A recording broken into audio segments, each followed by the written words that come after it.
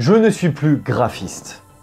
Cette phrase est fausse si tu as vu ma dernière vidéo sur les types de graphistes, mais je vais t'expliquer pourquoi je ne veux plus être graphiste. Comme tu l'as compris, graphiste est un mot tiroir où il y a 50, 100, voire plus de métiers associés, puisque c'est absolument tous les créatifs, que ce soit graphiste print, graphiste web, web designer, illustrateur, et je vais arrêter maintenant de rapetisser l'écran parce que tu as certainement compris le principe. Qu'on se le dise, dans le salariat, un changement de dénomination ne changera pas ton salaire. Mais dans l'indépendance, c'est différent puisque tu peux réussir à décrocher des contrats, que ce soit de manière personnelle ou professionnelle. Lorsque tu es en contact avec des gens, eh bien ça peut être directement ta clientèle ou bien une clientèle à l'aide du bouche à oreille. En gros, en allant dans un apéro entrepreneur ou bien en discutant avec ton oncle, eh bien tu pourrais très bien décrocher un contrat comme ça par hasard, notamment avec une personne directe ou indirecte. Qu'on se le dise, un graphiste à présent c'est mal vu. Ce n'est pas parce qu'un ouvrier a un métier qui semble relativement commun qu'on sait précisément ce qu'il fait. Je t'en avais parlé avec l'exemple du graphiste branding où c'est justement extrêmement difficile de faire sortir de la tête du client que tu ne réalises pas des logos à 50 €. Et pour cela, que ce soit graphiste, graphiste print, graphiste web, graphiste branding, il faut absolument détruire une idée reçue. Et pour cela, on pourrait même faire appel à Max Bird.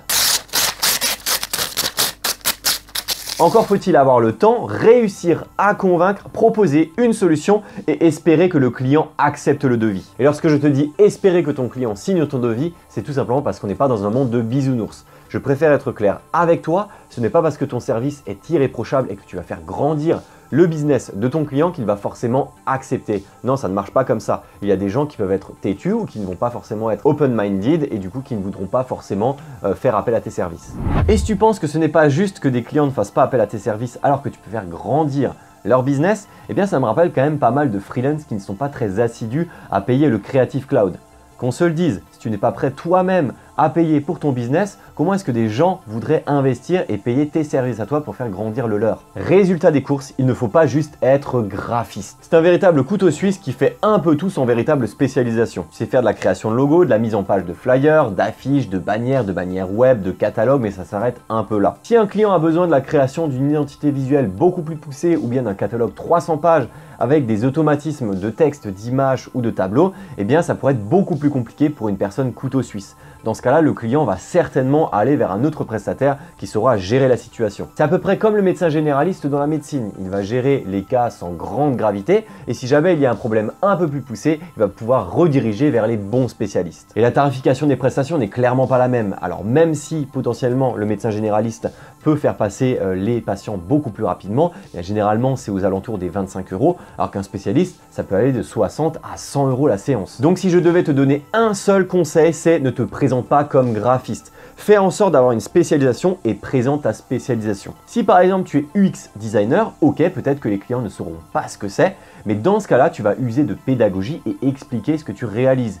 Tu vas dire que voilà, tu es web designer, que tu aides tout simplement à améliorer le parcours client pour augmenter les ventes d'un site internet ou d'une application. Et dans ce cas-là, le client va beaucoup mieux situer tout simplement tes compétences et ton expérience. Et dans ce cas-là, ça permettra à la fois d'améliorer tes chances d'avoir un devis signé, mais également d'augmenter le tarif de tes prestations. Ne l'oublie pas, il y a de fortes chances qu'il y ait de la concurrence, que ce client en question puisse faire appel à d'autres prestataires. Et si tu te présentes en tant que couteau suisse sans véritable spécialisation, bien, moi personnellement, si j'ai la possibilité de choisir entre deux prestataires, un qui est couteau suisse et l'autre qui va être ultra spécialisé, je préférerais largement choisir le spécialisé. Parce que je sais qu'il y aura du résultat, je sais qu'il a déjà vu cette problématique à diverses reprises et qu'il saura comment faire si jamais il y a un problème qui survient au fur et à mesure du projet. Mais attention, cela n'est pas universel. Il y a certains clients qui préfèrent du low cost, qui préfèrent faire appel justement à des généralistes plutôt qu'à des spécialistes. Eh bien, c'est leur problème, d'accord? Donc ce n'est pas parce que tu te présentes en tant que spécialiste et que tu n'as pas réussi à signer l'un ou l'autre devis que c'est forcément ta faute. Cela peut provenir tout simplement de ta cible, alors c'est à toi de mieux la cibler. Et voilà, cette vidéo est à présent terminée. J'espère qu'elle t'a plu et j'espère que tu as pu comprendre l'importance d'être spécialiste et non pas généraliste. Donc n'hésite pas à aller dans les commentaires à écrire tout simplement ton métier et j'espère que tu ne vas pas écrire graphiste généraliste. À présent, n'hésite pas à t'abonner à la chaîne et à activer les notifications pour ne pas louper les prochaines vidéos parce que finalement il n'y a que 20% environ des gens qui sont abonnés à la chaîne qui peuvent voir les prochaines vidéos qui sortent. Donc n'hésite pas à t'abonner et à également activer les notifications. Laisse un petit like pour soutenir mon travail sur YouTube et puis je te dis à très bientôt pour des prochaines vidéos pour toi, freelance.